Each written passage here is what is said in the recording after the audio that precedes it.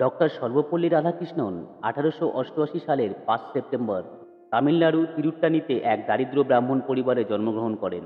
তিনি স্বাধীন ভারতের প্রথম উপরাষ্ট্রপতি এবং দ্বিতীয় রাষ্ট্রপতি ছিলেন। একাধারে রাজনীতিবিদ, দার্শনিক ও অধ্যাপক এই শান্ত মানুষটি ছাত্রজীবনে অতি মেধাবী ছিলেন।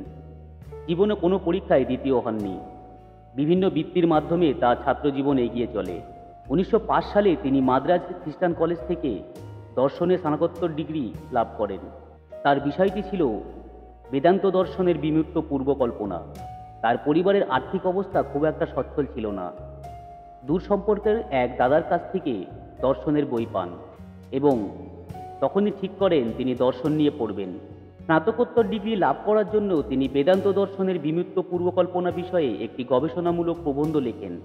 তিনি ভেবেছিলেন তার গবেষণামূলক প্রবন্ধ দর্শনের অধ্যাপক বাতিল করে দেবেন, কিন্তু অধ্যাপক অ্যালফ্রেড জর্জ হক তার প্রবন্ধ পড়ে খুবই মুগ্ধ হন।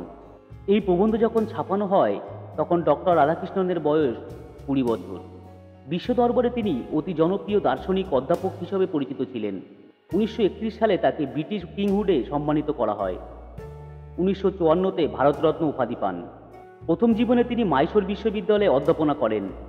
এ সময় তিনি বিভিন্ন উল্লেখযোগ্য পত্রিকায় লিখতেন। সেই সময় তিনি লেখেন তার প্রথম গ্রন্থ the philosophy of Rabindranath Tagore. তিনি কলকাতা বিশ্ববিদ্যালয়েও অধ্যাপনা করেন। দেশ বিদেশের বিভিন্ন বিশ্ববিদ্যালয় থেকে তিনি বারবার অধ্যাপনার জন্য আমন্ত্রিত হয়েছেন।